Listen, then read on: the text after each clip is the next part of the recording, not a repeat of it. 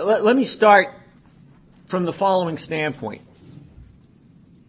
Some people have heard an expression recently from some of the discussions with Lynn that what we really want to deal with is what he calls creativity per se.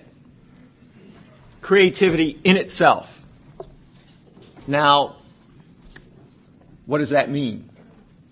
Well, I'm not going to try to interpret Lynn. You get Lynn, and let me give you sort of an idea of maybe an approach to it, which is not the easiest thing in the world, and I think it gets at a whole series of things about method and some of the confusions that have come up about science and why.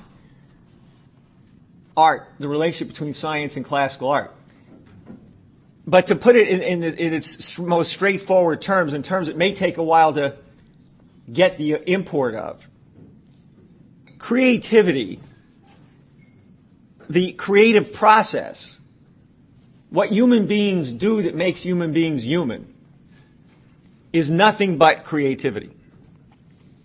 Now, that doesn't mean creativity in the arbitrary sense of, I walk into a room and I burp, and that's, I belch in your face, and that's creativity because nobody else would do it under those circumstances. Most people are too polite to burp in your face, but since I do it, I'm creative.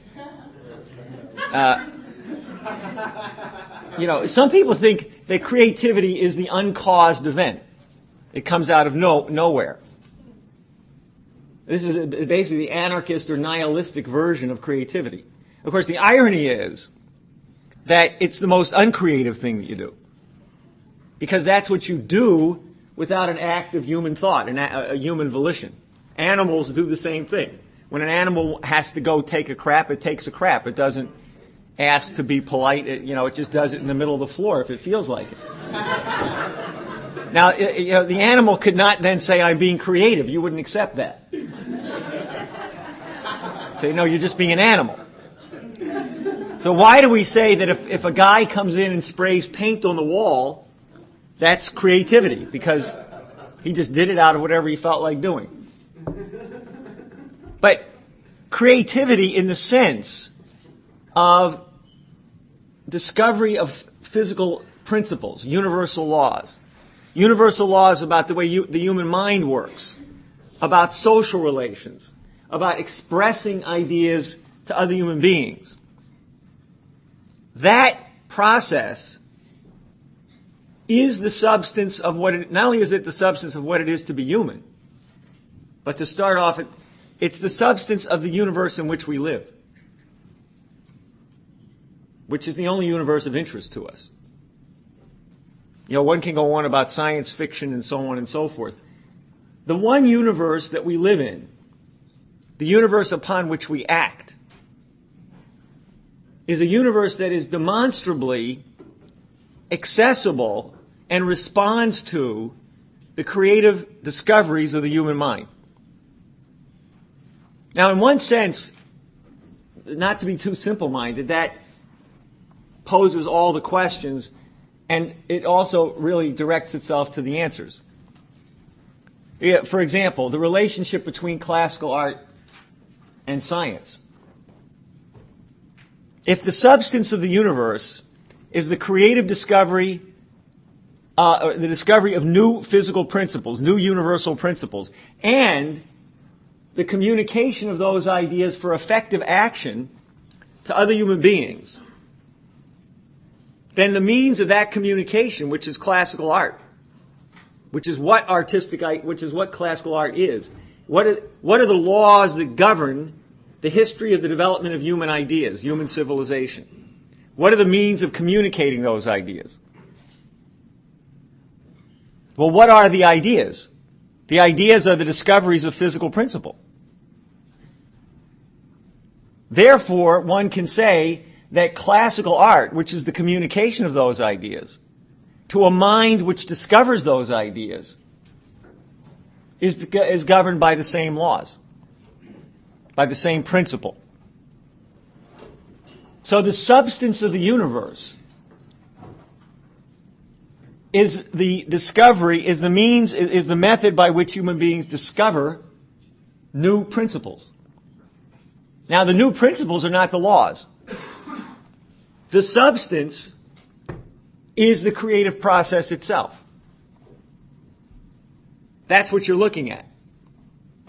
That's what you're looking at fundamentally in all scientific activity. That's what you're looking at in all communication of ideas. And that is the historic battleground. Not that we can simplify everything, because under different historical circumstances, these battles occur differently. But it's the same substance. It's the same essential fight. Now, one of the things, for example, I want to give some idea of the nature of this fight and then look at this one question of which is relevant to today. But you have to kind of dig it out a little bit. The deployment against the Renaissance by Paolo Sarpi, really, not so much this guy Occam, but since, Occam has come up, I'll give you an idea of why Occam was an important character, why he was resurrected by Sarpi, really. He was a tool. But let's look at a couple of things. I'll give you, for example, it comes up something that we may, we may look at a little bit later. But recently, Lynn referred to something again in a paper, a short paper. I'm sure it'll be out in some publications. He referred back to something really that he had said he'd said in a number of occasions, but he actually wrote something in 1978 entitled "Poetry Must Supersede Mathematics in Science." And he describes a kind of a freak out over this amongst a number of very competent scientists we were working with at the time. Some leading nuclear physicists, people working in plasma physics, and so on, were around the Fusion Energy Foundation. And except for one figure, a guy by the name of Dr. Moon, who then proceeded to work with us extensively on models of the nucleus and so forth, which were sort of a version of what Kepler did with the solar system. Slightly different, but a version of it. Moon died in 1989. But the rest of these guys freaked out completely. That you can't say that, even though many of them were quite competent scientists, experimentalists, decent guys. Many of them went back to work on the Manhattan Project, other kinds of nuclear projects, and so on and so forth. I mean, we had around us at that time a decent core of scientists. Now, another way to look at this is that it's something I think we'll work on a little bit later. I mentioned this. Is I think one way to look at one of the things that Shelley says in Defense of Poetry that we've been looking at is poets, he says, are the legislators of human civilization. And I think a lot of times you want to say that and it sounds nice and you can come up with a lot of things. And they're true. Dante created the Italian language and thereby was the founder, effectively, ultimately, of the Italian nation. The same thing is true in different ways of Leibniz and Schiller in the creation of the German nation. One good example of it, I think, in American history to look at is to think of Lincoln. Not so much as so how is Lincoln usually presented? A practical political figure. There's an interesting thing going on right now that goes to this. It's worth us keeping in mind. You heard this rumor that Obama might appoint Hillary Clinton Secretary of State. Now, this was a hot item on Thursday or Friday. I don't even know if it's still hot. It may be dead for all I know. But one of the things that came up in this discussion was that Obama had read a history called A Team of Rivals by Doris Kearns Goodwin, Kearns Goodwin. And he had read it twice. So the idea was, this is what went out on the webs and et cetera. The idea was that he was getting this idea that you should bring into your cabinet all your rivals so you can keep an oversight over them. And this is basically what's said about Lincoln. He was a very clever, practical politician, instinctive, et cetera, and that this was what he did. And this is generally the interpretation of the book. which because of this woman, has been a fairly popularly read book. Okay. Now, I read the book. And there's the one thing of interest in the book, if you want to know the truth, is that it probably has, at least from what I've seen, the most extensive record of Lincoln's relationship to Shakespeare. Okay. Contrary to what I'd seen in other biographies, he'd gone to 100 Shakespeare plays at Ford's Theater. He was conversant in all the plays. There were some claims that he was only conversant in a few of the plays. Now, there were some that he knew better, like Hamlet, like Macbeth, for example, was one he was steeped in. And he was quite friendly with the actors at the Ford's Theater, including John Wilkes Booth's brother, Edwin Booth, who was probably the leading, at least is reputed to have been the leading Shakespearean actor of the time. And they went to numerous plays together. But so that to me was, because this idea that he was a practical politician who was pragmatically maneuvering to get through the period is a gross, not just the slander, it's a gross mistake.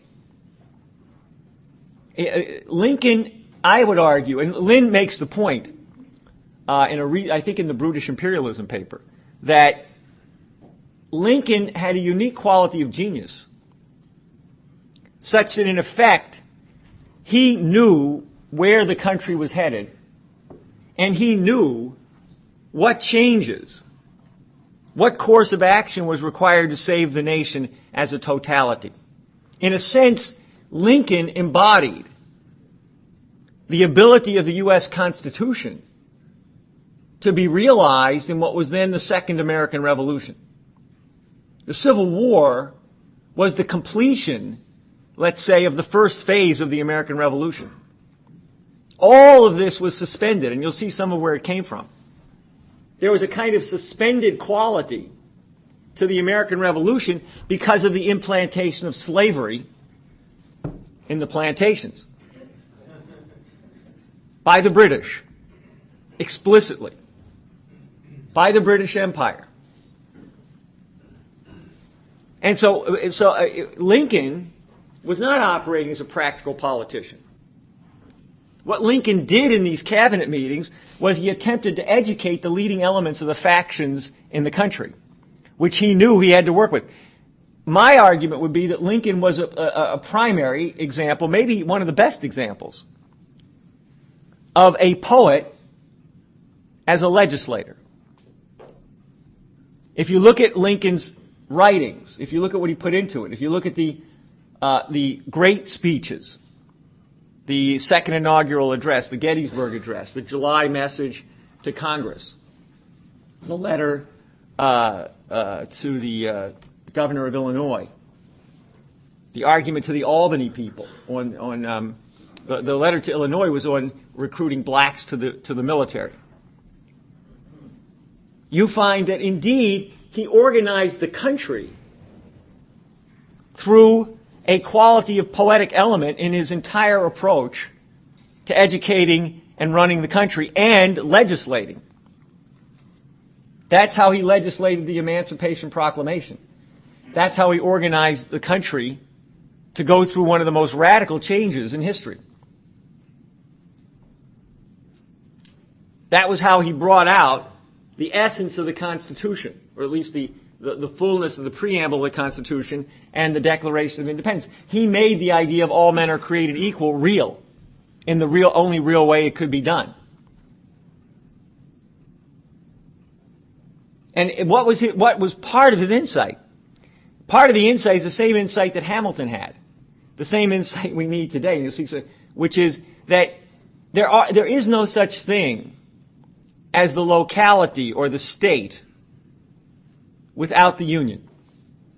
Without the nation, there are no states.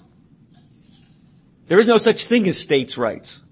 What right would the states of this Union have as independent entities? They would probably not even exist, not in anything like the present form. In fact, that was the British idea for the country, divided up into 5 or 6 or 9 different regions. This was the course of action that was undertaken in the Civil War. Hamilton, for example, in the Federalist Papers, the first Federalist paper, makes the argument that without the Union, there are no states. Therefore, the idea that the states' rights and the states' control of their commerce and so on and so forth is not only a folly, not only wrong, it simply couldn't exist. Now, in part, Lincoln makes the same point. Lincoln makes the point in a very difficult situation where he says, indeed, the states could never really secede because they don't have the ability to secede. They don't exist without the Union. So he never recognized the secession. And that was the basis upon, of course, which he was prepared to let them back in with some process of reform. But his whole point was they were never out, so there wasn't a problem of letting them back in. And that wasn't just a verbal trick. That gave all of the loyalists to the Union in places like Louisiana the ability to come back into the Union without going through torturous penalties and so on and so forth, which is what some people wanted. So I would say this was an insight, and also, of course, Lincoln, contrary to what most people, Lincoln had a very profound picture of the scientific and technical development of the country, which comes up over and over again in things that are generally demeaned. It's interesting, for example, that his speech on inventions and discoveries I've seen called his worst speech, or other such things. Okay? Now, so what you have here is an act, in effect, of creative genius. Now, the reason that's for another discussion, because I want to look at something else. If you look at history and you look at the way we look at things, let me give you an example. Jump up to the 20th century. I'll give you a quote. Because I think sometimes people have an idea. What I'm going to go through in a little bit more, look at it a little bit more closely, is the way in which, as I said, Sarpi and relevant to today, because I think we have today probably the worst possible outcome in general ideological outlook, the worst possible philosophical outcome of this debate over human creativity. In other words, at the moment, there exists in society, partly because of the breakdown in the United States, the worst possible conception of human nature probably in the last 500 years, with almost no redeeming area other than what we're doing. I mean, if you look around the world for people who have a better idea of what humanity is, it doesn't exist. And it did at times before. We had fluorescences of Renaissance culture in Germany and the Weimar at the end of the 18th century. We had situations in Italy around the time of Verdi. We had different examples of this throughout Europe. We had developments in Russia. We had the end of the 19th century. Today, there is virtually nothing. And this is probably one of the important things. China, they want to save themselves, but they do not have an idea of human creativity. Don't delude yourself on that. There is really no idea of human creativity in Asian culture, in the sense of individual creative innovation. There's nothing left in Europe. Nothing. The Russians have an idea of saving the nation, they have an idea of science, but they have a complete problem on the way in which this kind of scientific creativity enters into the culture as a whole. The real bastion of this view of human society was the United States, in conjunction with some others under Roosevelt. This was his, the four rights at the Atlantic Charter, and so on and so forth. What was his argument? We have to bring the entire world's population up to a standard of living that allows them to use their creative capabilities.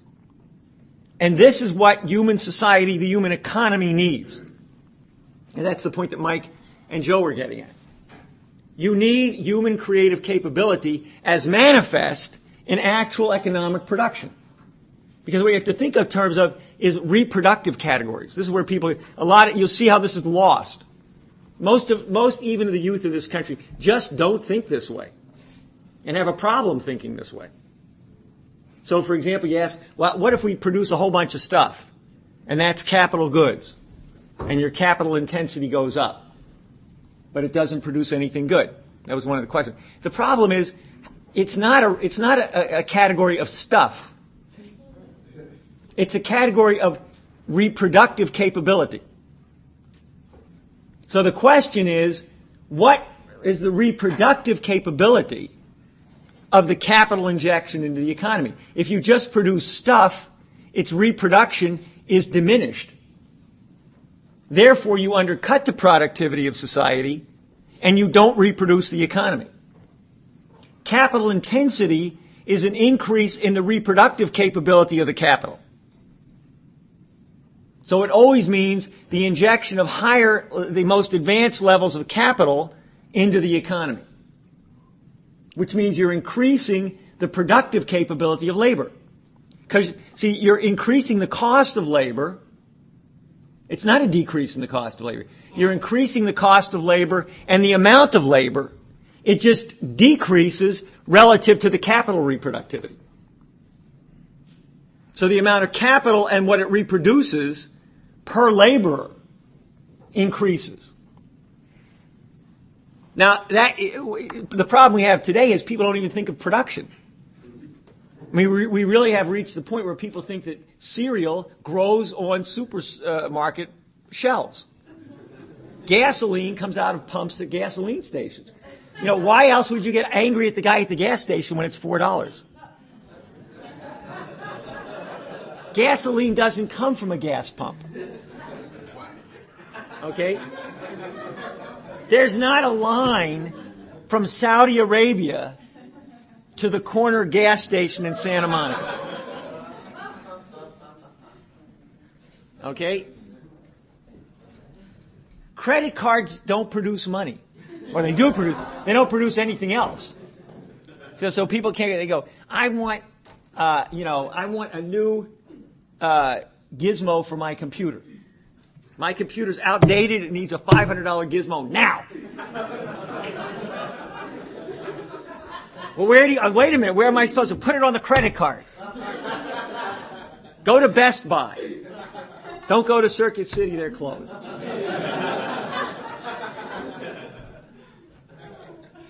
How do you build a bridge? Put it on the credit card. Go into debt. The bridge goes up.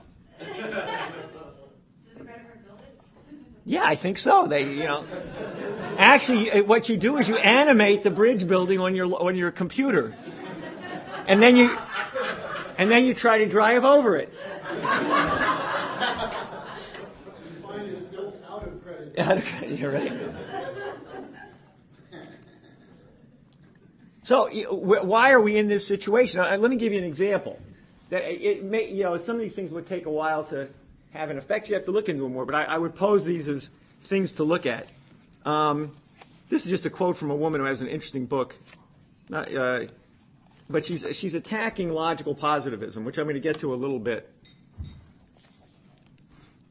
But she points, and in the book she talks about something interesting, which is this friendship between Albert Einstein and Kurt Gödel. Gödel, some people may know or not know, but he was a logician who had an interesting history, a bit of a philosopher, who basically undercut a lot of the hopes that a logical system, it was believed in the early part of the 20th century, that you could have a logical system which essentially incorporated all of the truths of arithmetic and mathematics and so forth, and really ultimately everything that you wanted to know, in a logical formal system. And that you could prove that it was consistent, that it was always truthful, and complete, that it had all the truths that you needed. Gödel in 1930-31 proved that that couldn't be done. I'm not going to, that is true. People will say, well, it wasn't quite that, but effectively what he demonstrated, with all the qualifications you can put in, is that the formal system these guys were working with, and maybe I'll have a chance to show you what it looks like, was simply always going to fall short of that objective. It would either be inconsistent, which of course blew it apart completely, i.e. you could prove untruths, and once you can prove untruths, you can prove anything. More substantially, he proved that if it was consistent, there would always be truths that you couldn't prove within the formal system, but you could know that they were true. That's the interesting trick. Okay? So Gödel blew apart this logical positivist nirvana, but they somewhat ignored it. And we live under that. For example, most of you are operating within a system. When you go to take an economics course or a computer science course, there's an assumption, an underlying assumption, that even though a computer system, a digital system, is inherently limited, you are limited as a human being with respect to truth in exactly the same way the computer is limited. You may have all kinds of other things, passions, beliefs, God knows what, but there's nothing verifiably true that you can know that a computer couldn't know. And that's the essence, for example, of most modern economic theory.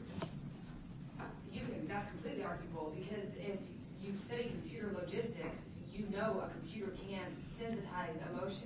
Yeah, but I'm not talking about emotion. I'm talking about certain kinds of truths about the physical universe or other things like that. It's a machine. It can't. But the argument that artificial intelligence has is, as far as truth discerning statements, we're no better off. We can emote all we want. Okay? But we can't discover a truth about physics or mathematics or arithmetic or anything else of a scientific nature that a computer can. Proof behind their theory. Their proof is computers do it and we don't. That's how they operate.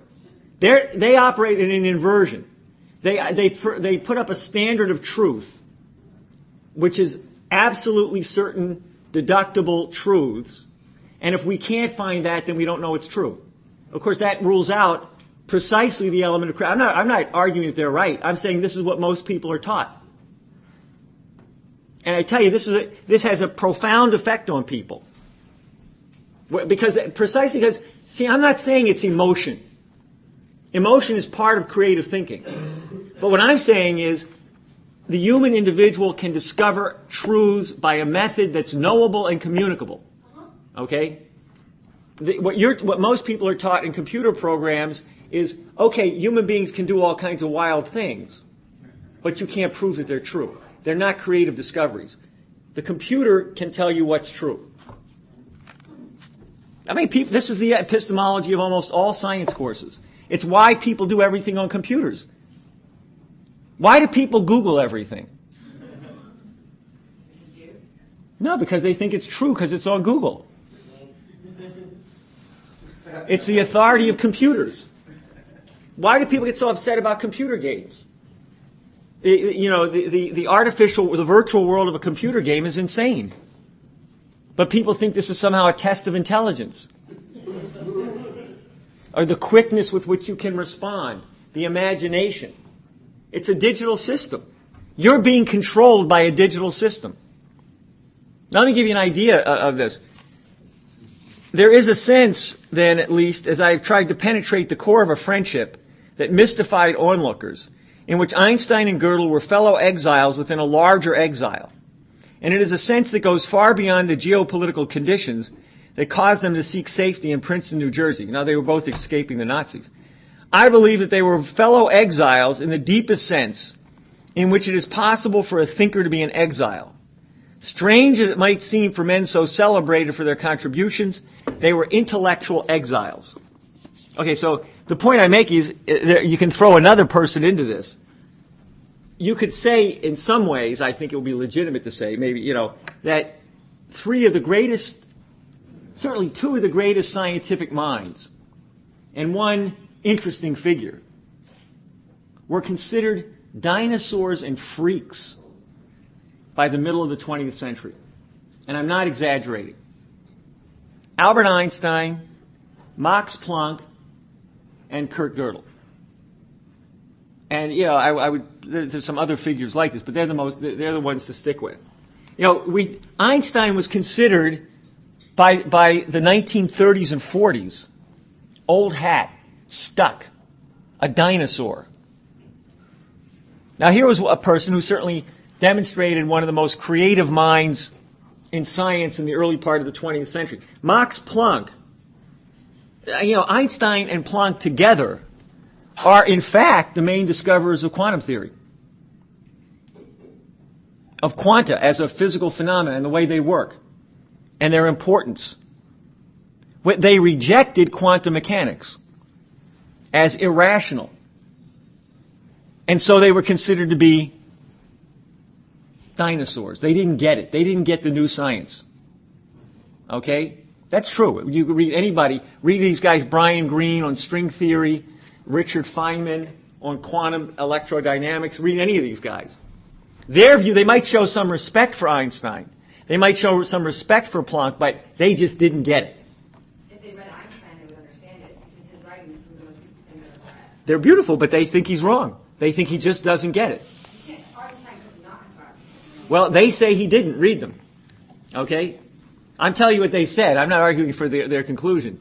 They think Niels Bohr, Max Born, Heisenberg, Wolfgang Pauli, all the leading physicists of the middle of the 20th century, their basic view was that Einstein just couldn't accept the random nature of the universe, the statistical nature. Now, what was the point? These guys actually what happened was they could not resolve the fundamental paradox that comes up that is solvable, that is really part of science going back to the Greeks. It's not where we can't, but I would say to unconfuse people a little bit. The fundamental paradox of the 20th century, the wave-particle phenomena, the fact that in some respects electromagnetic phenomena appear as electromagnetic waves, continuous waves, and at other times we get phenomena that look like particles. And sometimes the same thing looks like both a particle and a wave. And then you get later on the uncertainty principle and so forth.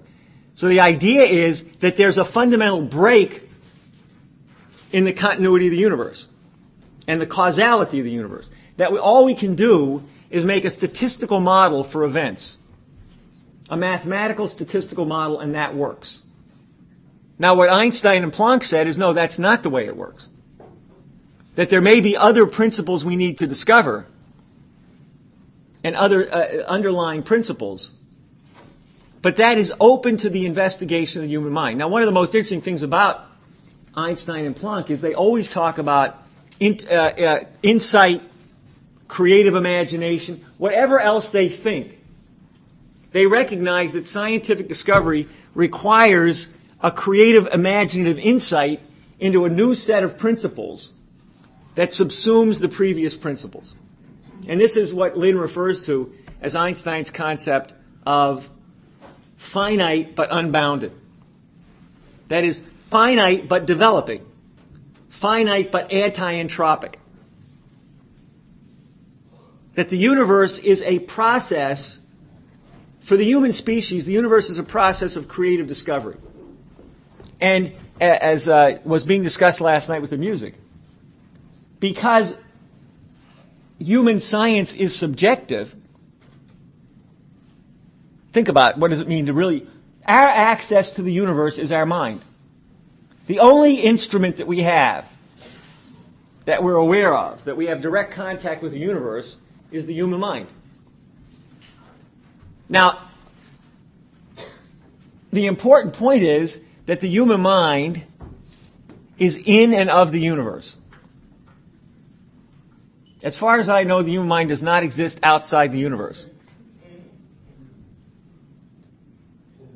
The human mind is in and of the universe, which means that the way in which the human mind develops, and ultimately some of the things we may learn more about the human mind, the way in which the human mind develops is an experimental demonstration of the nature of the universe. our ability to act on discovered principles, to bring parts of the universe under human social historic control for the purposes of developing human society, is a demonstration of the nature of the universe. This is the whole point of the Vernadsky's three-phase spaces. They exist together. In the individual human society, the cognitive, the biotic, and the abiotic exist as one.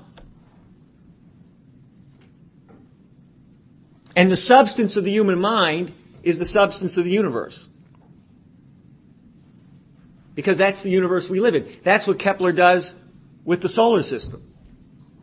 He demonstrates that the solar system is an ever-developing system which is capable of supporting human life, and human cognition.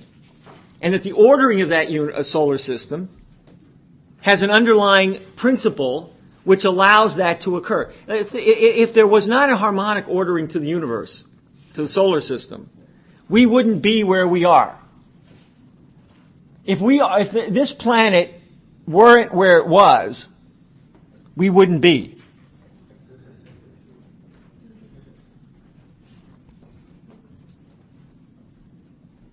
That's the point of the solar system being anti-entropic. That's why you have in the harmonies this thing that seems a little strange at times, because you're dealing with 16th century knowledge. When he talks about the sublunary and the Earth's soul and so forth. But think about the Earth as having a relationship to the biosphere that the body has to the mind or to human life. It's the vessel of the biosphere. Therefore, in some sense, the Earth is organized to support life. Now, that's not Gaia. That's the underlying principles of life. And in fact, it's quite different. It tells you that the Earth is organized to create the kind of life that we are. So in many ways, we have to rearrange our entire thinking about this. Now, to get an idea, let me... Okay.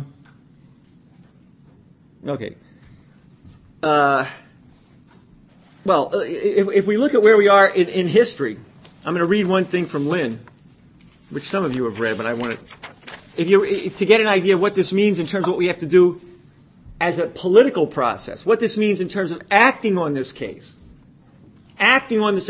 If creativity is what makes the human species what it is, then it's creativity that we have to salvage and resurrect in order for the human species to survive today. What's behind the crisis that we face, the monetary crisis, the economic collapse, the political crisis, is the fact that we've engaged in particular in a 40-year binge of hatred of human creativity. That's what it means when we say that out of the 68er, we hated blue-collar workers, agriculture, science. We hated humanity. It was a movement against being human. You had to be a dopehead, a sex fiend, and an otherwise generalized lunatic. You had to hate humanity. Nothing was worth fighting for.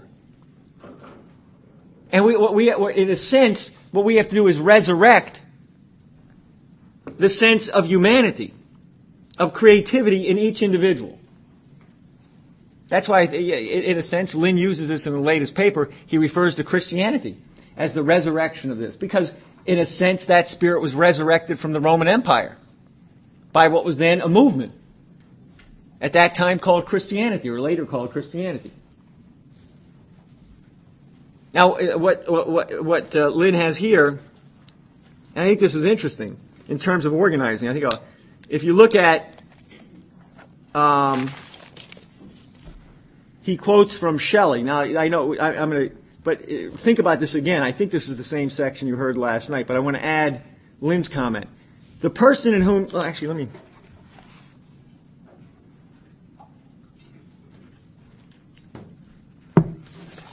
I think I wanted to read a little bit more.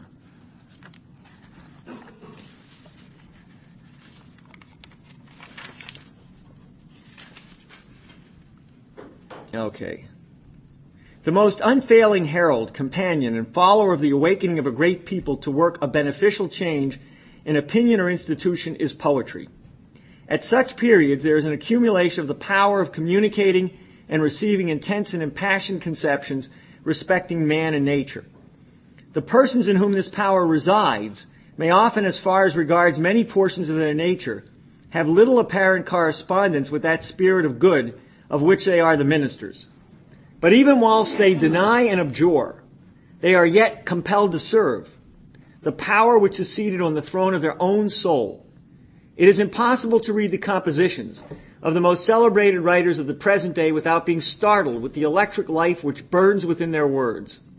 They measure the circumference and sound the depths of human nature with a comprehensive and all-penetrating spirit, and they are themselves perhaps the most sincerely astonished at its manifestations. For it is less their spirit than the spirit of the age. Poets are the hierophants of an unapprehended inspiration, the mirrors of the gigantic shadows which futurity casts upon the present, the words which express what they understand not, the trumpets which sing to battle and feel not what they inspire, the influence which is moved not but moves. Poets are the unacknowledged legislators of the world. That was the point I was making about Lincoln. And if you think about it, think about the things you've heard about people during the Civil War who were uplifted, who were ennobled by the process of the development of society and thereby made better than they were before. Led by certain kinds of interventions. Now, Lynn concludes by saying, sometimes I think of the period of the association of Goethe with Schiller. But then I think at other times of another side. Here, in poetry, we sense the dynamic principle of all those discoveries which empower the individual to generate ideas of principle which move societies. And the planets, too. Science moves planets. Classical artistic genius moves the individuals, who move the society, who will move the planets, then the stars, and then, perhaps, the galaxies, too. This is the substance of human existence. You know, our mission is to discover. Well, sometimes we know not what, but we're here to discover those things. In a sense, knowing that the universe is good. And we can know that because, here's an odd thing, because it created us. Again, you see, these things fly in the face of standard outlook today. Well, what do you mean it created us? Why is that good? Look what we did to the planet.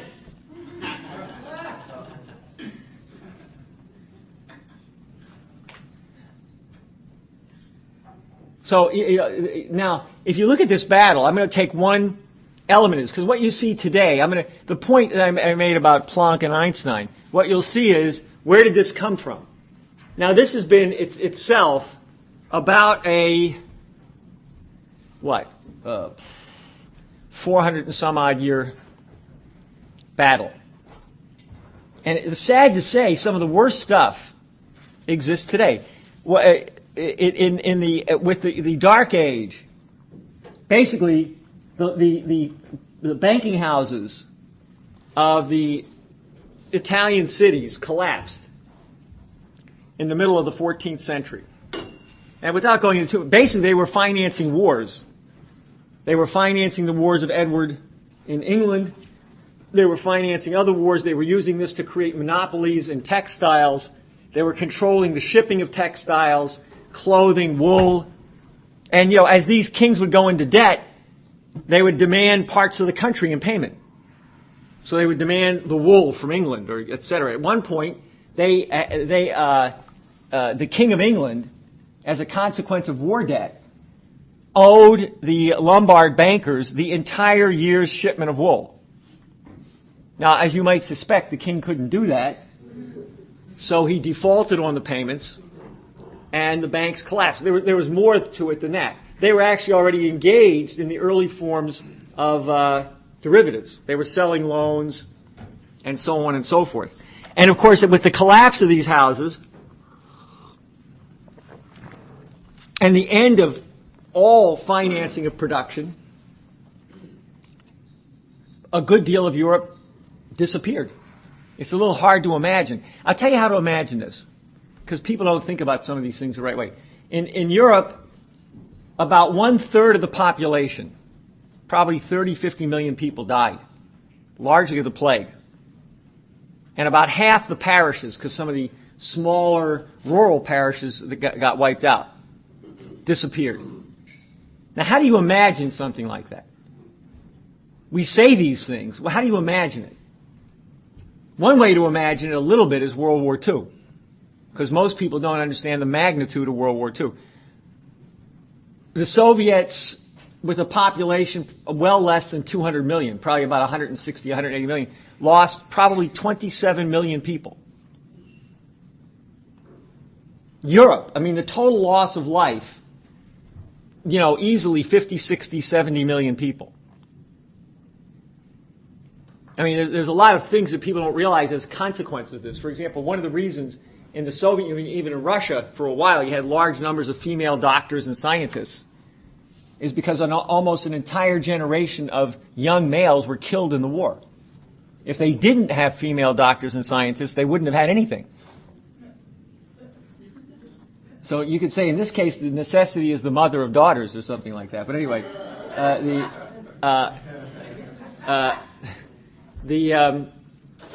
but let's take another contemporary example. Let's take the central region of Africa, the Great Lakes region of Africa, Rwanda, Burundi, the Congo, Uganda. What has happened there in the last 20 years? Most of the eastern Congo is enmeshed in disease, war, a lifespan of 30 to 35 years, 5 million people killed in the Congo alone. Roughly 10% of the population. Not quite the kind of thing we saw in the Dark Age, but on that order of magnitude. In Rwanda, maybe 2 million out of 8 million people, 1.5. In Burundi, 1 out of 5.5 million. So for those of you who say, well, Dark Age, that's what you have. Now imagine the political and economic consequences of that on a global scale. That's the kind of thing you're sitting on the edge of. Without exaggeration, it's going on now. Now, what happened in the 14th century? What was interesting about the 14th century was if you look at the end of the 14th century, there was a movement against this Dark Age. Now, some of this began in things like the Brethren of the Common Life and other forms of movements against what had been the decay, not only of the economic system, the financial system, the medieval oligarchical system, but against the ideology that made scientific and economic development impossible, against Aristotelianism. And that was largely developed by the Brethren of the Common Life and ultimately became what we saw with the Florentine conciliar movement led by Nicholas of Cusa. Now, Cusa founded modern science in a totally new way. In a sense, he rethought Platonism. He rethought Pythagoras. But he also added, if you like, a little formulaic, but he also added to this the element of the unique role of the creative individual, the unique role of the creative human soul. That in the human soul, the human individual, the human personality, which is the mind, but it's a little more than the mind. It's everything that drives and moves an individual to use his or her mind. It's the total personality. And Cusa's conception was precisely that the concept that the human individual was made in the image of the Creator meant that the human individual was a creator. And therefore had a relationship, a unique relationship, to the totality of the laws of the universe, that they were discoverable, even though we were finite, that we had ways of discovering, even in approximation, the principles that govern the universe. And by doing this, Kaluza unleashed something completely new, a scientific, cultural, and political renaissance. So it was Kaluza who created Da Vinci, Pacioli, the rediscovery of the Greeks, and ultimately Kepler. And in the case of Kepler, as with Da Vinci, Kepler says this.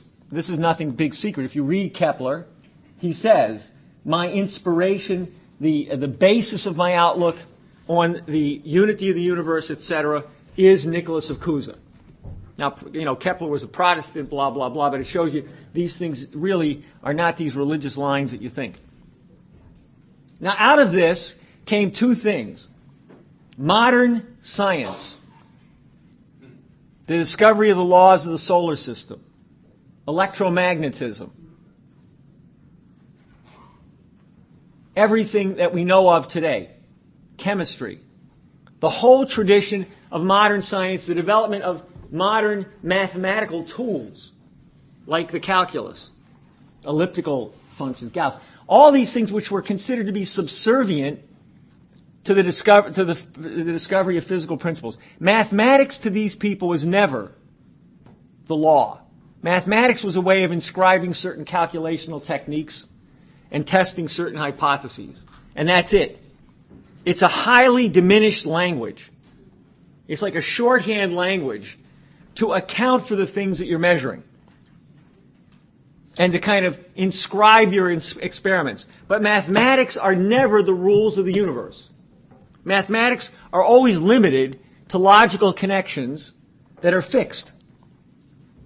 It's how you use the mathematics. There's a lot to look at how we actually discover things like the catenary or the refractive laws.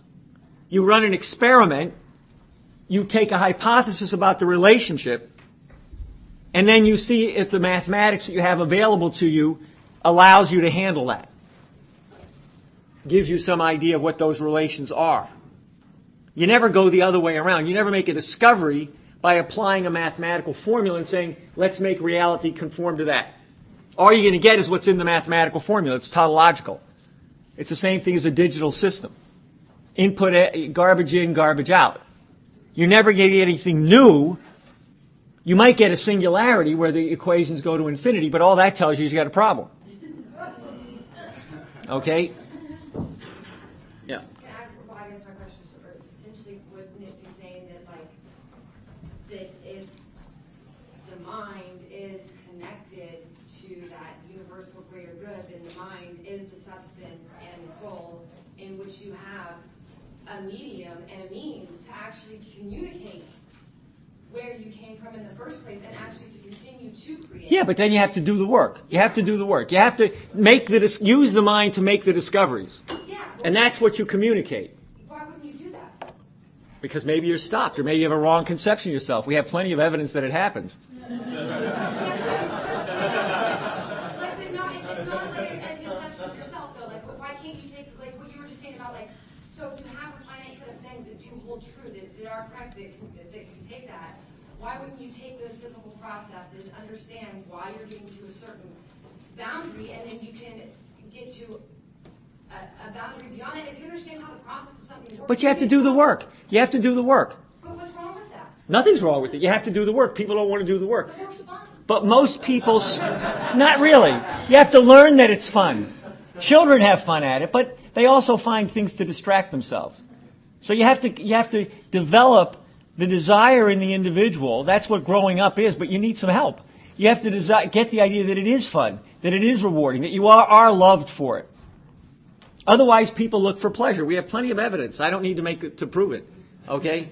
And you can say it's imposed on people, but you have to ask, why do they let it be imposed on them? Why do people accept these rules? Why don't they get up and fight? Because, in fact, there's something about it that they find comfortable. They find safety in it, security.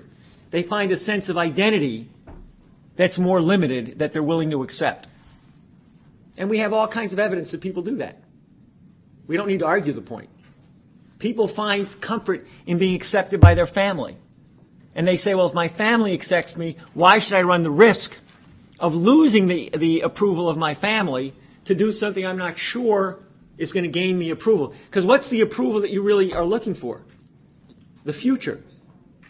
Yeah, you're looking for approval from people who may not be alive today. So you have to have a sense that you know this is the right thing to do. This is what Harley was talking about in terms of the sublime, justice. See, the really tough part for people, a lot of people want to believe things. That like, okay, I'm going to go to heaven. I mean, this is the typical funding. In the extreme case, the typical funding. If I do all the right things, I'm going to heaven. And my soul is going to be taken up, and I'm going to have, and it's really a better world because there's some funny substance called my soul that's going to, be up there and blah, blah, blah. They believe this. Or maybe they believe physical immortality. I don't know. But they believe that they personally are going to be rewarded. Just talk to any of these fundies. Okay? Now, the problem really for the human being is to recognize that you are mortal. And indeed, your life is not just for the people around you now.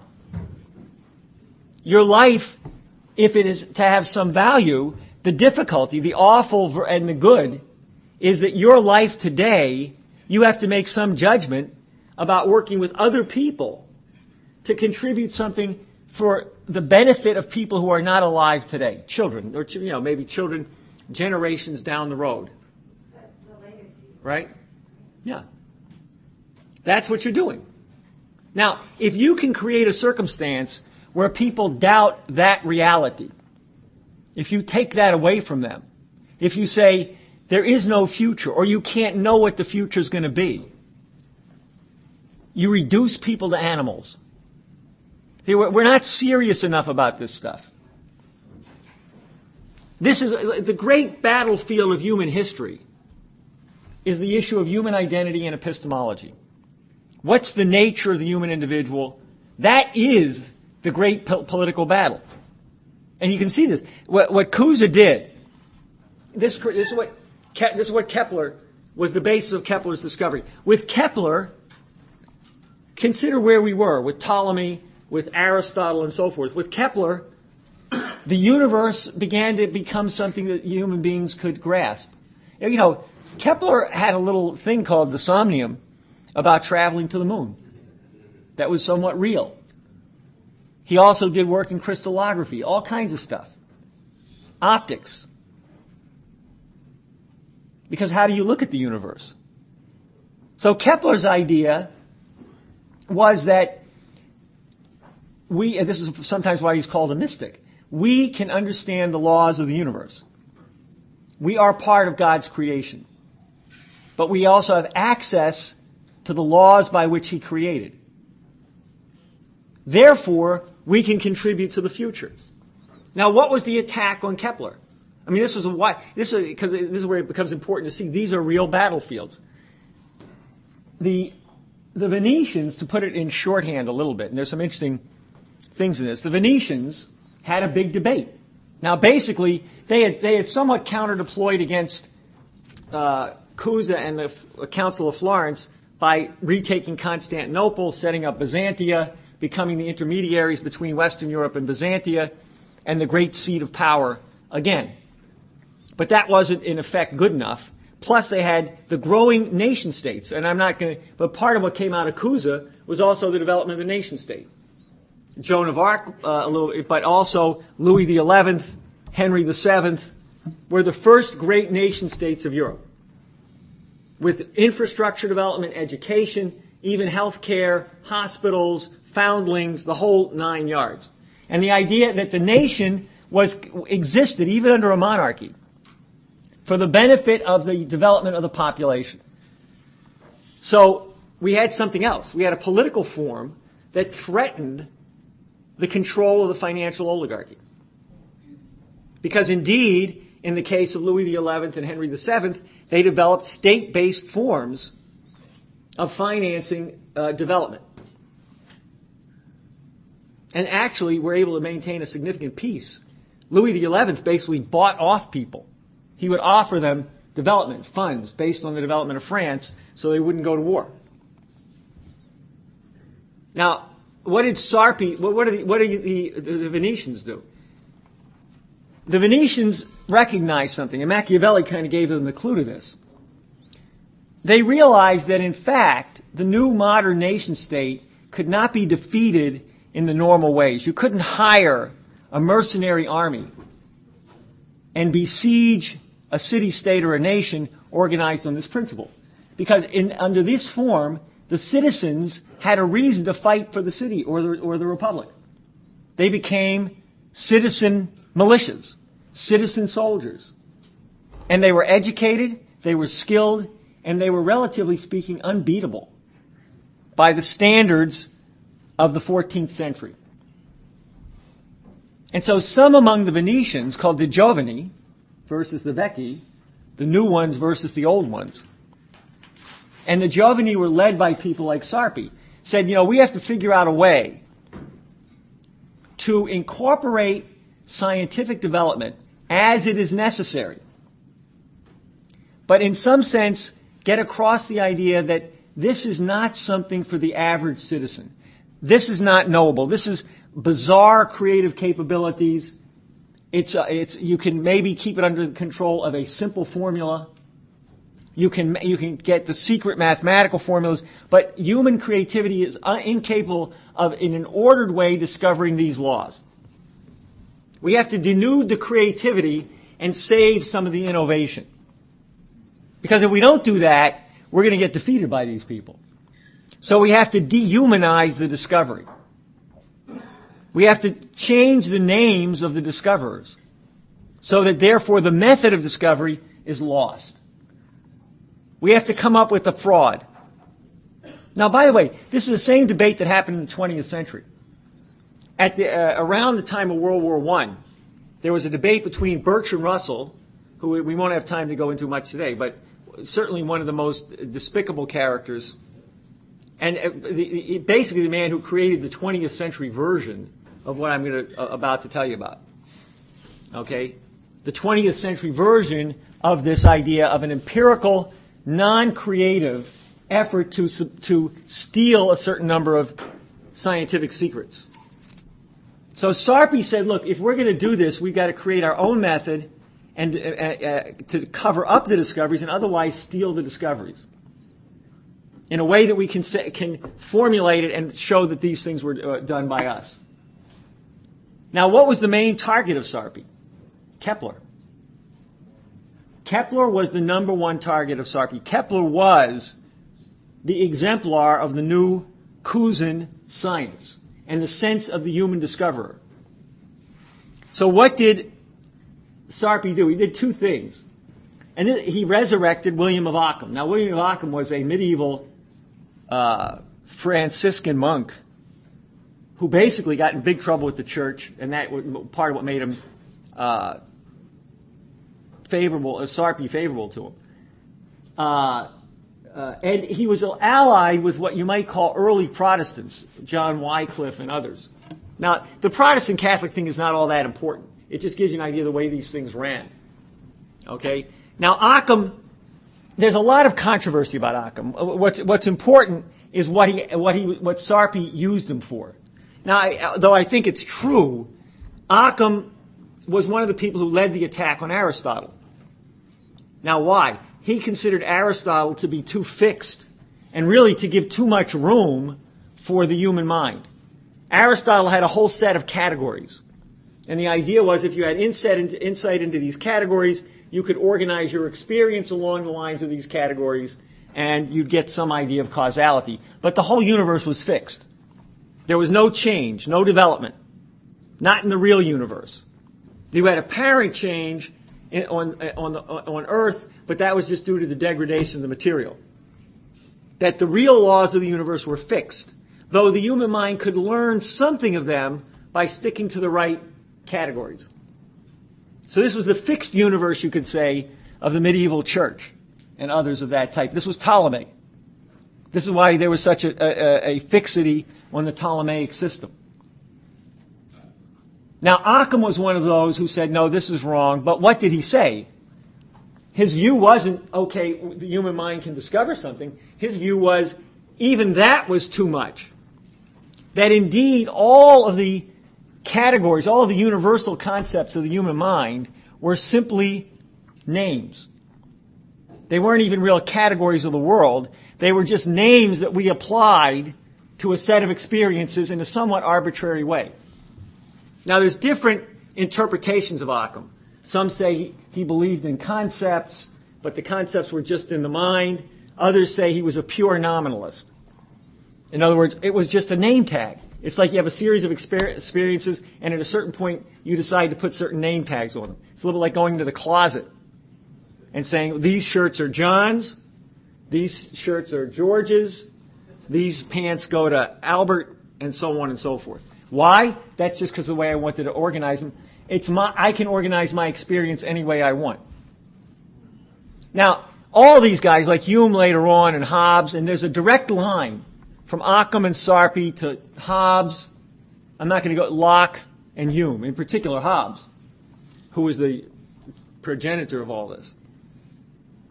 But the idea is that experience is all customary and habituated. You know, you have a set of experiences that occur in a certain way, and therefore you're inclined to organize them. And those universals have no relationship to any real principle in the world.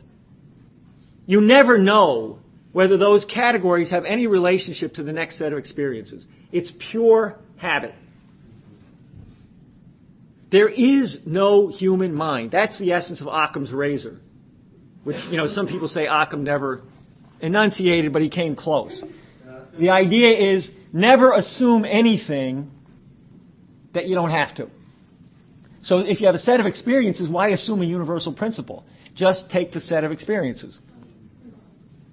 Now let me give you an example to jump way ahead, to give you an idea, to look at the 20th century. Logical positivism, which is what is embedded in game theory, in modern economic theory, in modern scientific methodology, in information theory, in digital systems, in computer science. It is nothing but positivism. And any illusion that it's anything else is just sophistry. So I'll give you an idea.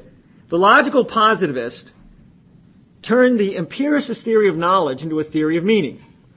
According to the latter, the empirical means that will be relevant to discovering whether a particular proposition is true also provide the very meaning of the proposition. The positivist theory of meaning is therefore often called the verificationist criterion for meaningfulness. It legislates that the borders of empirical knowability map the borders of meaningfulness. If one cannot, in principle, imagine any possible set of experiences that would count as corroboration for the proposition, then what one has is the mere semblance of a proposition, hollowed out of meaning by what positivists dubbed a pseudo-proposition. By declaring the limits of knowability one and the same with the limits of meaningfulness, the positivists took the problematic aspect of such questions as the existence of God, or of moral values, or of abstract entities, up a notch, so that now the unanswerability of certain questions no longer takes the measure of our cognitive inadequacies, but rather signals the question ought never to have been posed at all. Unknowability is regarded as a sign that a mistake in the use of language has been made. If God, or moral values, or universals, or numbers, is so defined that no empirical data could possibly be relevant to the question of his or her existence, then that question is ipso facto meaningless. Nothing could count as a genuine answer to it. Now, see, this is also, it's one thing to watch, you know, because everybody's fixated on God. So she says God, well, God, I don't know if God exists. But remember what she says in parentheses. Moral values, universals, principles, anything. Really, it's not an attack on God. It's an attack on the human mind. All that you can know is your immediate sense experience.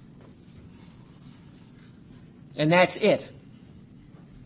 Therefore, there is no faculty of human innovation, human creativity, human discovery. Einstein proved that wrong, though, in his time-space continuum theory. Well, don't worry so much about proving it wrong. We can prove it wrong. Yeah, because it's not right. But ask yourself why this is the dominant ideology on campuses today. Why this is what dominates science, computer sciences, economic theory. and then look at it more deeply as to where it comes from and how it has to be combated. Okay?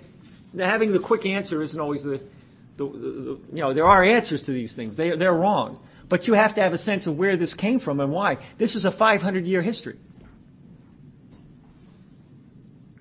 Well, it's This- kind of like you said with the Phoenicians, though, you kind of, Yeah. when they figured out the Right. money and the people. And you take away the sense of creativity. Yeah, that You look at this from an economic standpoint. You take away the sense of productivity, of human productive labor, of the creative input of the human individual. That's what goes. Now, Occam, Sarpi, this is effectively the entire tradition of liberalism from the late 16th century to the present.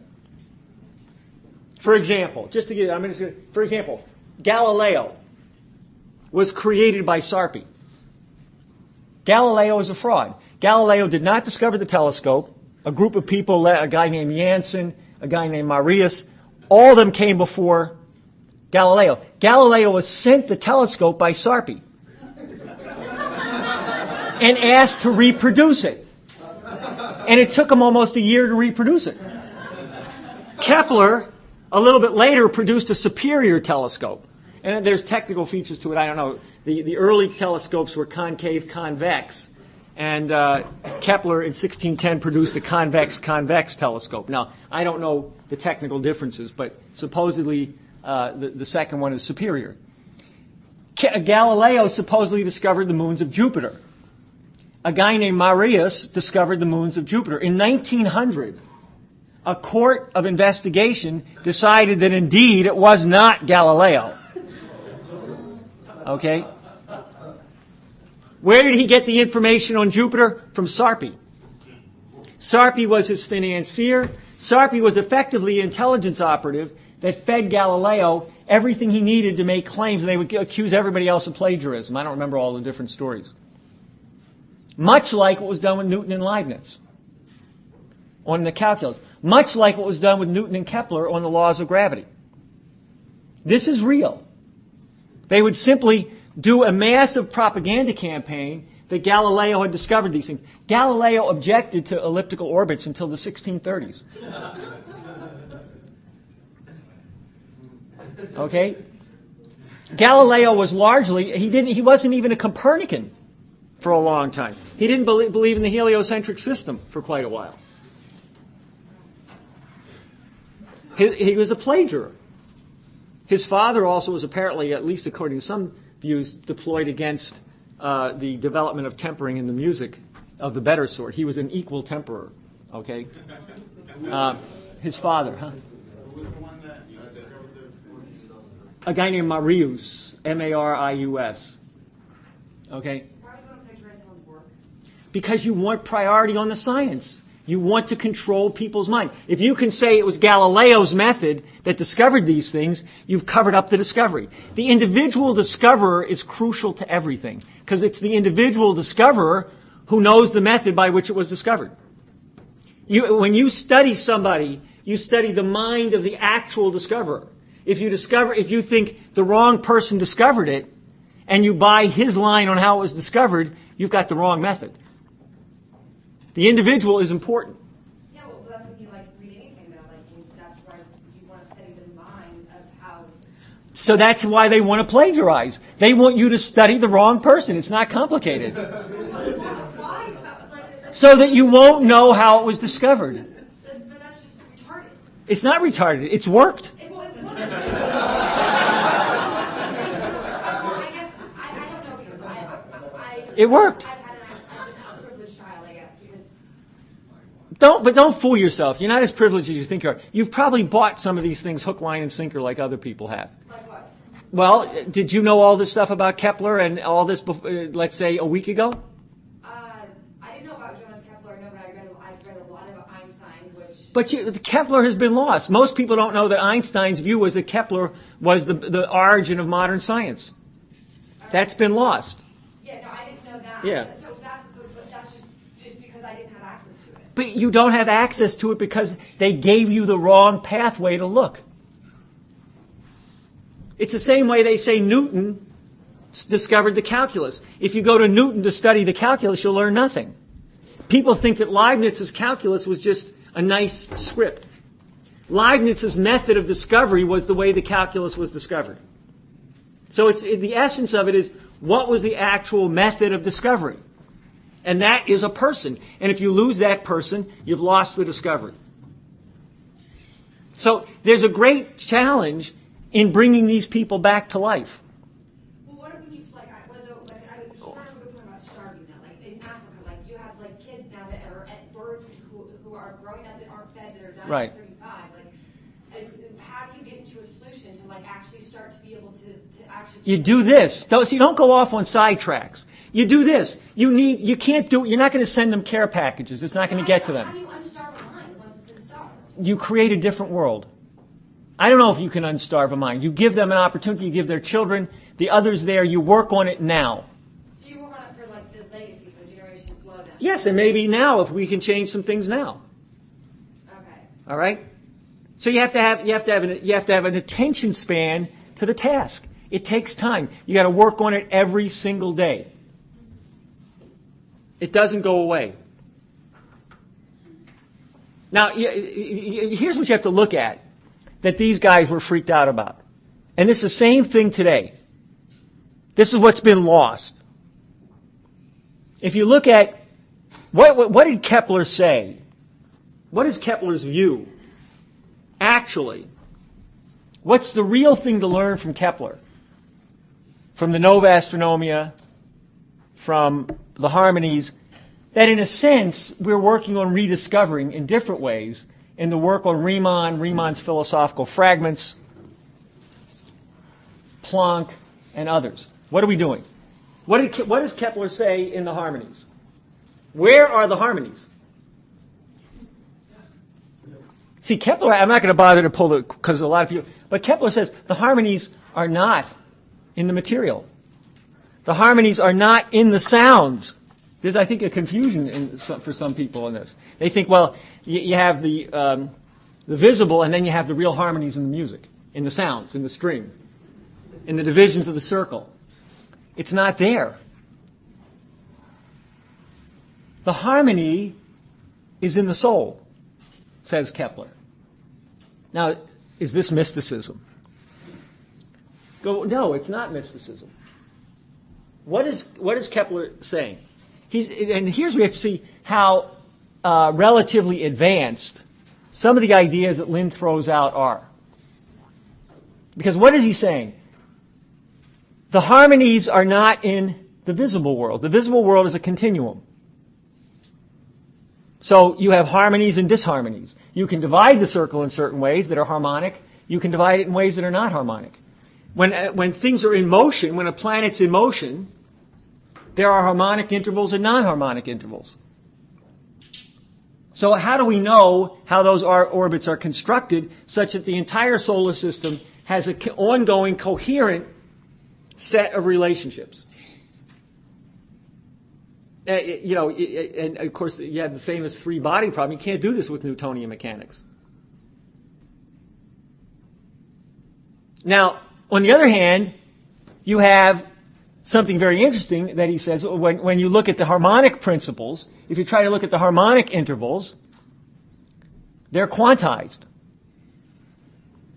That is, in singing and producing singing and in hearing sound, you only hear certain intervals as harmonic. In effect, the voice leaps in certain units to create sound. And you hear it that way. The ear is structured to hear it that way. So for Kepler, the problem isn't the heard harmonies versus the seen harmonies. The question is, how do these two sets of relations, the division of the circle in what he calls the rays, the division of the line in the harmonics of the sound, the ultimate harmonics of the sound, how do those two exist in the same universe?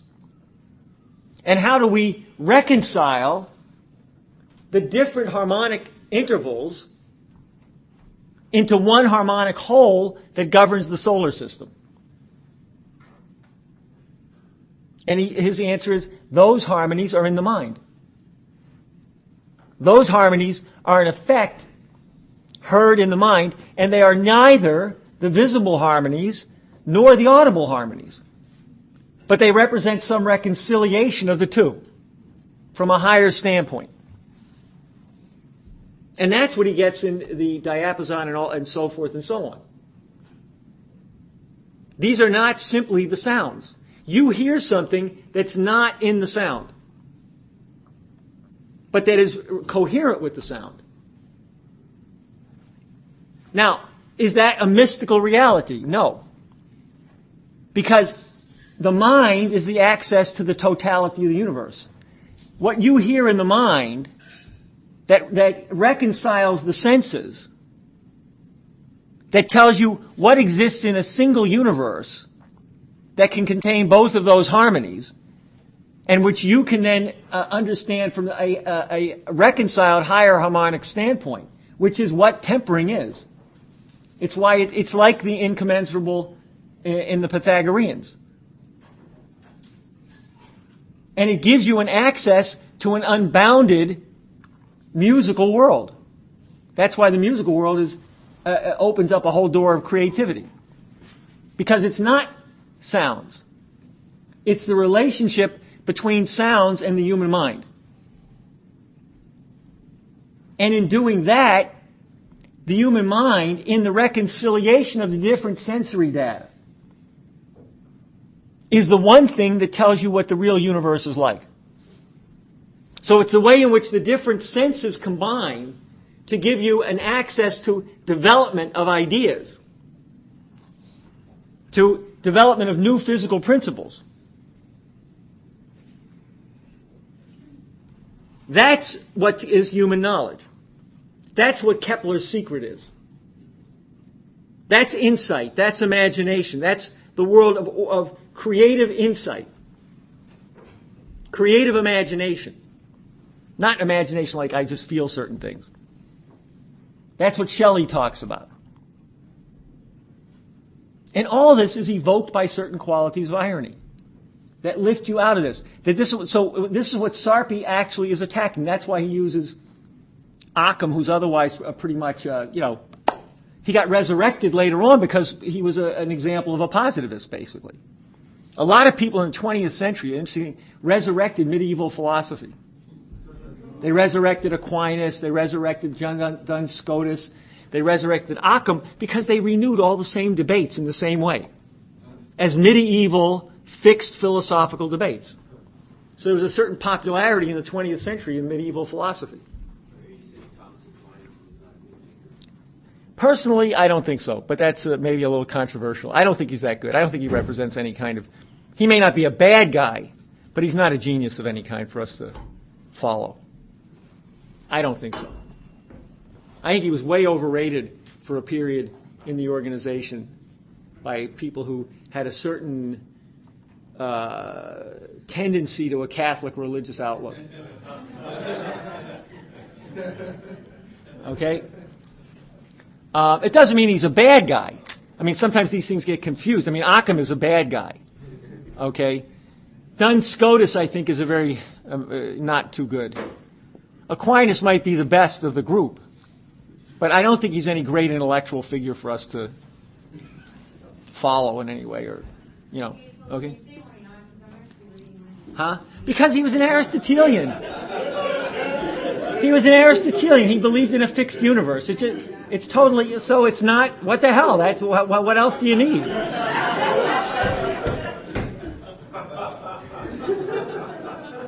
He rejects the kind of creativity we're talking about.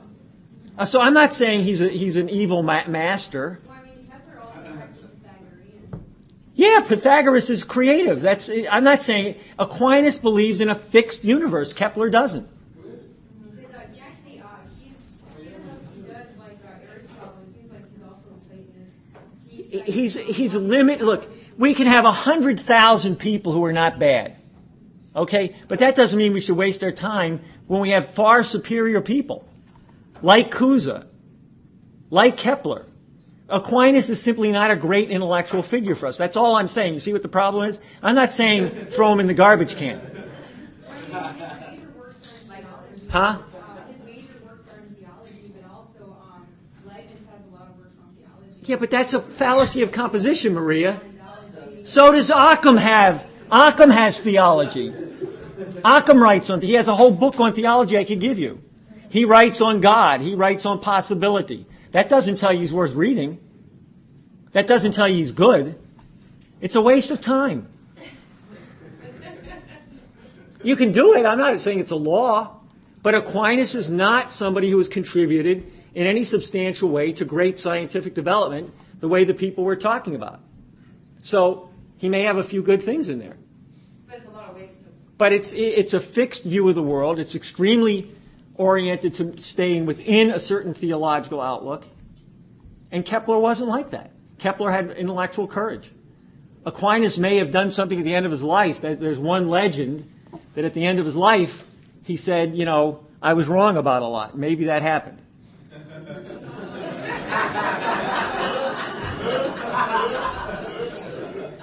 But this is just, frankly, this is a good example of tradition. You know, Aquinas is a traditional figure who may not be malevolent. I'm not saying he is. I keep saying that just so somebody doesn't misinterpret, because I know the way people go. So he's not a malevolent figure, but he's a traditional figure in the church who gives you no particular aspect to a greater comprehension of creative thinking. We just say the internal working of the soul is knowable. Huh? He does say you can know your soul. And not a lot of people say things like that. Compare that to what Kepler does. Why are people hung up on Aquinas? Because he's a traditional figure. He represents no greatness of thought. He may be a compendium of some things that are true. But what about Maimonides? He's very much like Aquinas. He has some interesting things. He's not the worst character in the world. But he doesn't. If you talk to a lot of Hebrew theologians, they'll tell you go study Maimonides, because he's sort of a compendium of knowledge that was available at the time, and certainly some idea of the development of the human capability. So he's not a bad figure. But he does. We're talking about the people who make groundbreaking breakthroughs. That's why it's a narrow path. There's a lot of mathematicians who do good things. We study Gauss. We did a little bit on Kästner.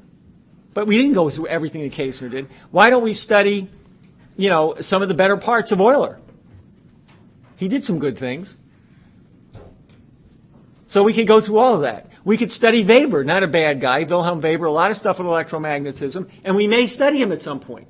But the path of discovery of the fundamental breakthroughs is Gauss, Riemann, Planck, etc. Once you've got that, you can look at other people who may have made useful contributions. But you won't understand it any other way. So Aquinas is a relatively secondary figure. That's all I'm saying. I think he's fixed. I think he can lead you into some confusing paths because he's very much stuck within an existing traditional theology. Okay? So you have to fight these things out, because these things come up as a grip. They make you feel like you're more in with something. Now, I want to give, since we're running out of time, because I think it's important to get a sense. Now, I tried to, I hope this doesn't throw anything. Oh, I wanted to mention one thing, just to give you an idea how real this stuff is. One of Sarpi's number one supporters was a guy named Sandy. So let me just read you something. We didn't get time. Sarpi had a huge network of people. A whole network that developed Descartes, which I didn't get into. The Mersenne Circle, which is created Descartes and the whole Cartesian system. Sarpi was their main correspondent. There were circles that were involved in other in the British. Thomas Hobbes, through the Cavendish family, totally supported by Sarpi. 77 out of 400 remaining letters of Sarpi were between Hobbes, Cavendish, and Sarpi. So this is real. This isn't connecto. All right? In 1598, Sir Edwin Sandys, residing in Venice, wrote a book on the state of religion in Europe, entitled Europaea Speculum. Sandy's editor and alleged co-author was Paolo Sarpi, who had befriended Sandy during the latter's extended stay in Venice. In 1605, Sandy's book was published in Paris by Sarpi's friend and confidant, the Huguenot leader Giovanni Diodati, complete with an introduction supplied by Sarpi himself. 9 years after leaving Venice, Sandys became one of the founders of the London Virginia Company, chartered by King James I for the purpose of establishing English colonies in North America. In 1618, Sandys was made treasurer of the company and effectively ran it until 1623. In 1619, under Sandys' leadership, 24 African slaves purchased from a Dutch man of war were brought into Virginia, the first black slaves in an English-speaking North American colony. The economy of the colony was organized around a series of plantations, including Captain's Lawn and Captain Ward's plantation. It was Sandy who also introduced the introduction of tobacco as the major cash crop of the colony. Thus was the Tidewater slave plantation system established and the seedling of the later Confederate States of America planted in North America. Okay? So the line from Sarpi to the Confederacy is direct. And keep in mind, the great slave plantations were not cotton to begin with. They were tobacco plantations in Maryland and Virginia. That's where slavery started. And a little bit Georgia and North Carolina. Or the Carolinas, it wasn't North Carolina. Okay? So this is what we mean. This is what we're dealing with. This is why there's a point in being rigorous about these things. This is the political fight. This is the historic enemy. And it is a question of human creativity, the human soul, the human mind. So you have to be a little tougher about it. Now, let me give you an idea. Though I didn't get the, I didn't get the Keats poem, but irony, because people always ask about irony. And I'm not going to read you whole poems and bore you to death, because I can't read whole poems. But I always get some that I think, even though Shelley probably isn't quite as the lyric poet that Keats is. Here's a good one on hymn to intellectual beauty. And sometimes maybe Shelley's a little too direct. The awful shadow of some unseen power floats, though unseen among us, visiting this various world with his inconstant wing as summer winds that creep from flower to flower. Like moonbeams that behind some piney mountain shower, it visits with inconstant glance each human heart and countenance. Like hues and harmonies of evening, like clouds and starlight widely spread, like memory of music fled, like aught that for its grace may be dear, and yet dearer for its mystery. Spirit of beauty, that dost consecrate with thine own hues all thou dost shine upon, of human thought or form, where art thou gone? And he goes on in that vein. This is human creativity, knowledge, beauty, that floats though unseen among us. But the one I get the biggest kick out of, because it just has such a sharp way of expressing something. To a skylark. Hail to thee, blithe spirit. Hail to thee, blithe spirit, bird thou never wert, that from heaven or near it pourest thy full heart in profuse strains of unpremeditated art. Higher still and higher, from thou earth thou springest like a cloud of fire. The deep blue thou wingest, and soaring still dost soar, and soaring ever singest. In the golden lightning of the sunken sun, o'er which clouds are brightening, thou dost float and run, like an unbodied joy whose race is just begun. The pale purple even melts around thy flight, like a star of heaven in the broad daylight. Thou art unseen, but yet I hear thy shrill delight, keen as are the arrows of that silver sphere, whose intense lamp narrows in the white dawn clear, until we hardly see, we feel that it is there. Now, of course, the funny part of this, even though you can read it romantically, the funny part is, what is it? What are we talking about? What's the poem about? A bird to a skylark? It says, bird thou never wert.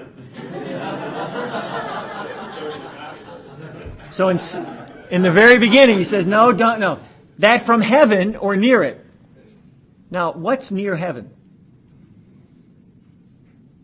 You ever get on the doorstep of heaven?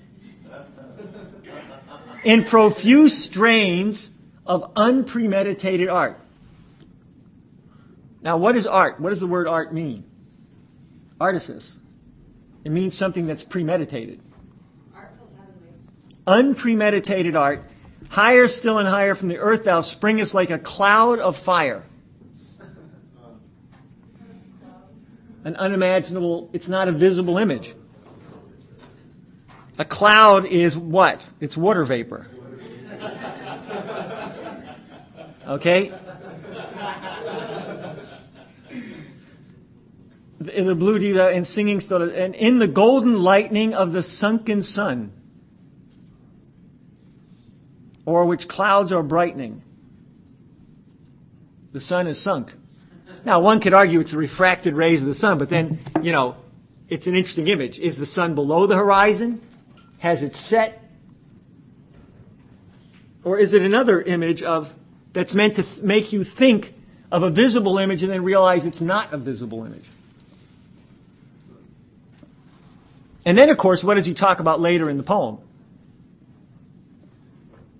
The poet. In fact, I don't want to.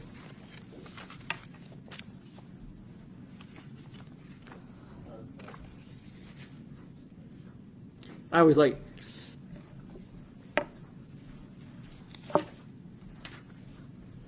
yet if we could scorn, hate, and pride and fear, if we were things born not to shed a tear, I know not how thy joy we ever should come near. Better than all measures of delightful sound, better than all treasures that in books are found, thy skill to poet were, thou scorner of the ground. Teach me half the gladness that thy brain must know, such harmonious madness from my lips would flow, the world should listen then, as I am listening now. Right? So, Shelley was certainly a worthwhile poet. He may have had his problems. And in defense of poetry, he rises to the level of philosophical genius. And in some sense, this is the sense of creativity, as the substance of the actual universe. That's what I think Lynn means by creativity per se. And to realize that creativity per se, quintessentially, is the essence of physical economy. Because physical economy is the noosphere. It's not physical in the sense you might think. Abiotic. The noosphere is the physical economy.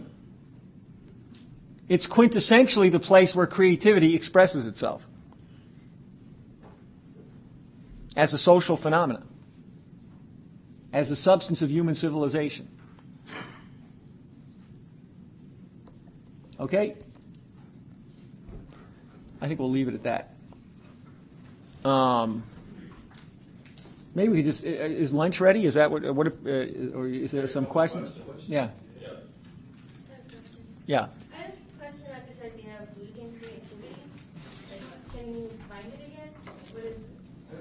Can you help somebody find it again? Yeah, sure. Look, creativity. Well, look, there's different things. There is the issue. Look, I think there's an important issue that comes up. And I would say something a little bit radical. It is possible to have somebody who's so physically damaged that they're not capable of creativity. That's a possibility, though I'm going to qualify that a little bit. Okay? The question is, what if somebody's so emotionally damaged? Is it possible that somebody might be so emotionally damaged? Well, first of all, take the case of physical damage. While clearly there are cases of somebody who's human who has sufficient physical damage that there's a reduction in their creative capability. However, I would say that don't jump to that conclusion too quickly. First of all, sometimes it's hard to tell where physical damage and emotional damage cross over. Some people are physically retarded, but not as much as they may seem. Don't forget, it depends on how they're treated. I can tell you, I knew a case of a guy, I guess he's around 70 now, and for years and years and years, now I don't want, the idea was he was retarded, and his family took care of him, and he looks a little bit retarded. When his mother passed away, and she lived to be 90, I think he was about 62 or something when she died, he still comes across as limited, but he takes care of himself in ways that he never took care of himself. He couldn't shop, he couldn't feed himself, he couldn't drive a car. At the age of 62, he learned to shop, feed himself, and drive a car.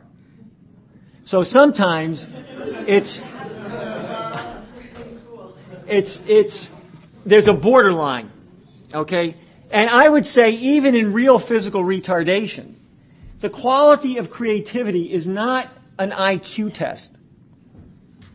You can find in human beings, even who have limitations, a certain ability to grasp ideas that they otherwise couldn't grasp, even if it might be difficult. Now, when it comes to emotional retardation or emotional limits, I think yes, but it's a problem because people who are emotionally reduced tend to think in linear ways. They tend to be very defensive. I think the real problem is to deal with the sense of identity. Because most of the damage is if you treat somebody in less than a human way, even many of us in the room have a problem thinking creatively. We're afraid of it. We think it's going to damage our relationship to other people. Or we're afraid of something in our own head.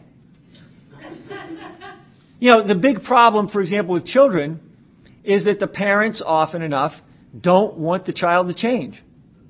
You want the child to grow up to a certain point, but you don't want the child to change in such a way that the child might break from you or might have a fundamental difference with you. You want the child to always reduce their development to something acceptable to the family. Now, I think what you need to do is you need to work on the idea that the person's sense of identity is located in their creativity. And you have to, in a sense, love the person for their creative capability and not for anything else. There's a great problem in relationships. People like their partner because their partner treats them well, is beautiful, makes them look good, satisfies their immediate desires, takes care of them. Do you love the other person because the other person is a creative challenge to your sense of identity? That doesn't hold in that many cases. That's not every parent. Huh? That's not true for every parent, though. Oh, I didn't say it was every parent. I didn't say every. Because you guys have said that a lot about parents this weekend, and you know what? I have to be honest. I want to. Some parents are better than others, yeah. Yeah, some parents understand that it is in pushing your kid out of the nest. Sure, and them flying sure. out. But often enough, that is a typical family problem, that's all. Okay, because I just. Yeah. No, they're good people. There's an opposite end where parents do that. No, implied by saying that there are parents who do it, there are parents who don't do it. Okay, yeah. That's all. Sorry. Yeah. So I think the question is, yes, in most cases, you can redevelop the creative powers. Look, we better because we've got a damaged culture. We got a society that isn't exactly popping out creative people all day long. Most people are afraid of expressing the idea that humanity is creative. It's not the accepted view of humanity. What's accepted is cynicism. Human beings destroyed the planet. Look, let's not kid ourselves. We're sitting here, maybe human beings destroyed the planet. We're a bunch of computer processors. Anything we can do, a computer can do better. Why don't you just sit in front of the computer and win the latest war game to prove how intelligent you are? To entertain yourself? Look at the average movie today. It's ridiculous. How can you have a plot line? The average movie today is a little bit like the fantasies of a 5-year-old. Because look, think about it. I know when I was 5 or 6, I'll admit something. I was once 5 or 6. That's an admission. But you think you're going to beat up the neighborhood bully because, you're going to have superpowers. You're going to jump them from behind. You're going to be the strongest kid on the block. And you can do all this in your fantasy life, right? Then the kid shows up and you're like, hi, George,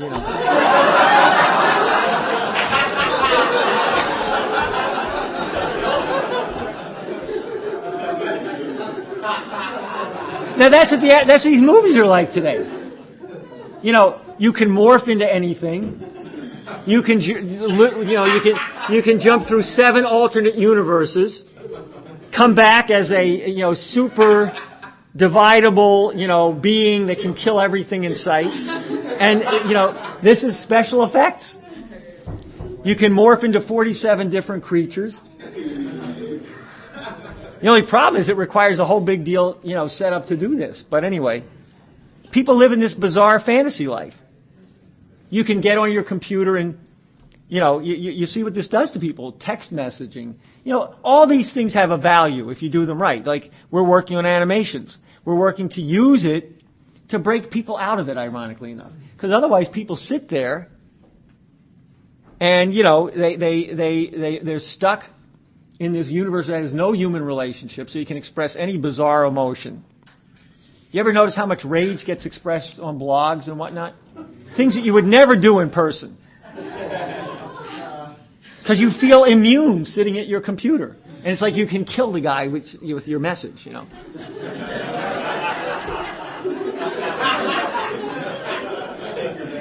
You treat a text message like you're shot in a war game,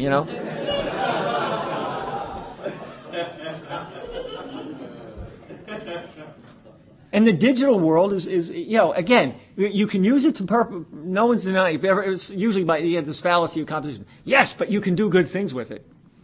Yes, you can do good things with it. But you have to recognize that the generic way it's being used right now is mind deadening. And you have to also be able to recognize that some things can't be replicated on a computer. A real idea, music. Now, you can argue. Suppose all you have access to is a digital version of a great piece of music. And that's it. Well, maybe you have to do that if that's the only way you can introduce somebody to great classical music.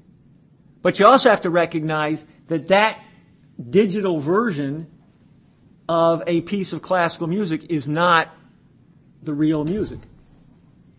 And they're not going to get the whole thing.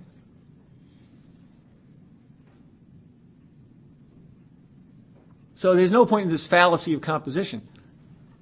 But you have to deal with a culture like that. So yes, we better be able to take damaged goods and reawaken their creative powers, or we're in deep kimchi.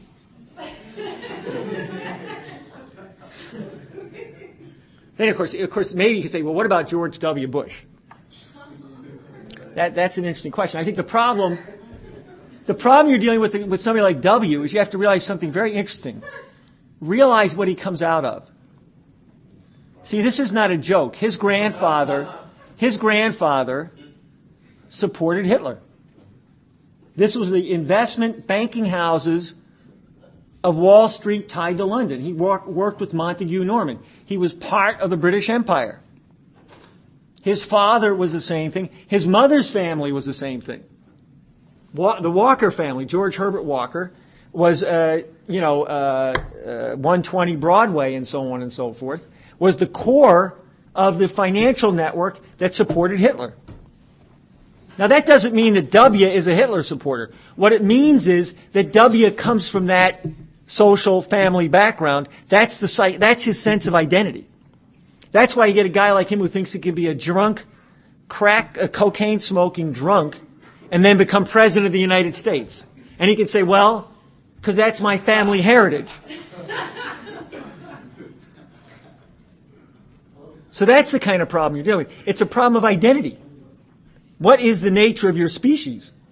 That's why the question of understanding that the nature of humanity is creative discovery, is creative development, is the relationship to the creative laws of the universe, is an important part of the political organizing. It doesn't mean you're going to convert everybody in a minute, but that's how you have to think about it. That's what the mission is.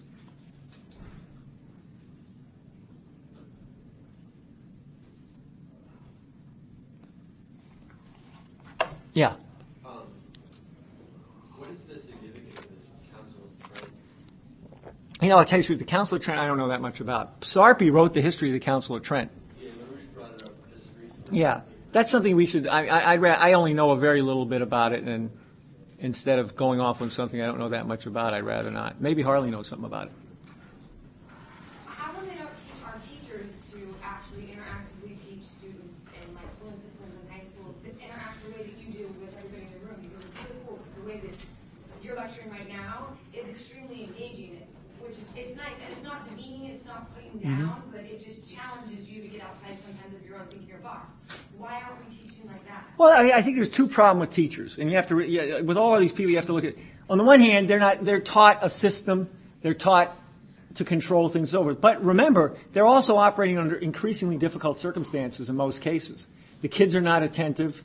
The school funding is declining, and so they're under siege. They feel under attack. They feel disliked by the public. You'd actually have to raise the level of what a teacher is to what it once was, where there was some respect for teachers, where they weren't just viewed as people trying to, make money off of corralling my children and so on and so forth. So you have to really develop a culture where you're saying, look, you are the guardian of the creativity of my children. And so I respect you. I want you to be well-trained and well-paid. And then I expect this kind of behavior out of you. Plus, you want to keep the classes down to, 15 to 25, things like that. Yeah, right. Good point. You could probably fund the school system. I mean, the main role of the Council of Trent was to play a role in splitting the Protestant and the Catholic factions and so forth. But to get more, a lot of this church history is very complicated. For example, what was Occam's role? It was a very complicated role. Occam, for example, was in favor of what they called the mendicant orders. That's how he got kicked out of the church. Or he was not kicked out, but penalized. He thought that the Franciscan monks should go out and beg, because he said the Christ and the apostles begged. Now, to give you an example of this, Cusa was totally against the mendicant orders, because he thought it was a way of demeaning and lowering the relationship to the population and so on and so forth. So on a lot of these things, there's confusing positions on Aristotle. You have to be a little bit careful. Some of the people who were against Aristotle were good, some were not good. So you can't go by these. Like Occam was against Aristotle. So in the Council of Trent, it's important to get a clear reading on it, and I'd rather, somebody who knew more about it. All right?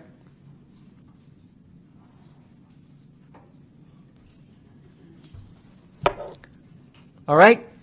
Anything else? Huh? Aidan. Well, I go out organized, I'm kind of ran into a couple environmentalists. Uh-huh. Well, they'll agree with me on the fact that we do need to develop Africa.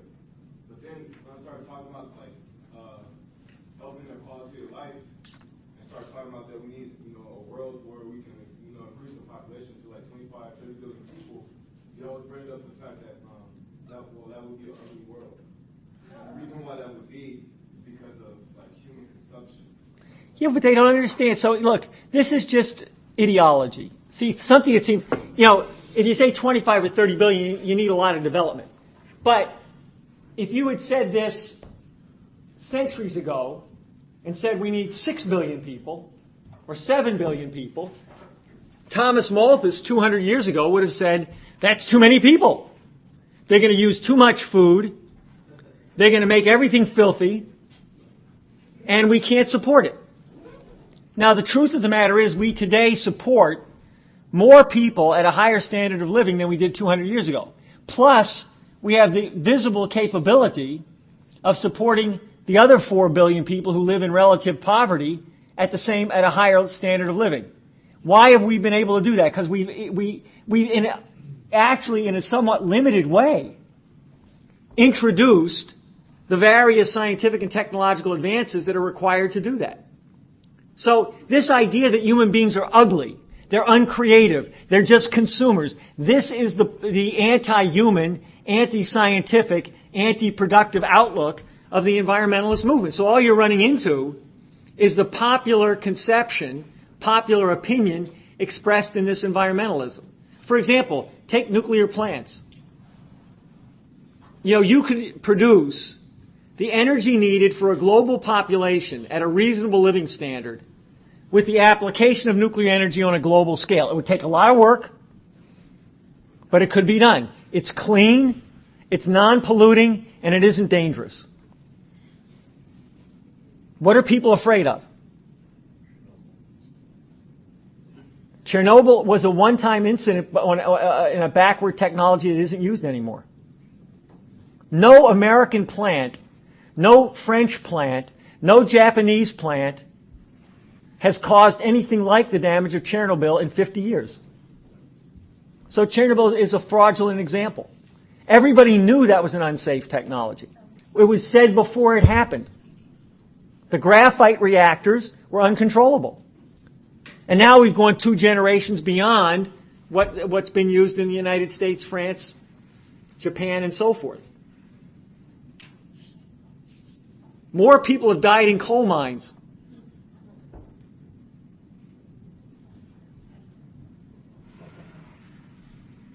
So what you have to realize is you're dealing with a fear of knowledge that's become part of the ideology, part of the popular opinion. And that's what you have to have. You have to look at something like that and say, why do you hate people so much? If it took us adding 1 billion people to the world to improve the living standard of 700 million Africans, would it be worth it? That's what you have to ask these people. And, you can always get a little nasty and say, okay, I have an idea. Why don't you give up your life's living standard and we'll ship it to Africa? Why don't we split the difference? We'll lower you 50% and add somebody in Africa 50%. See if they like that one.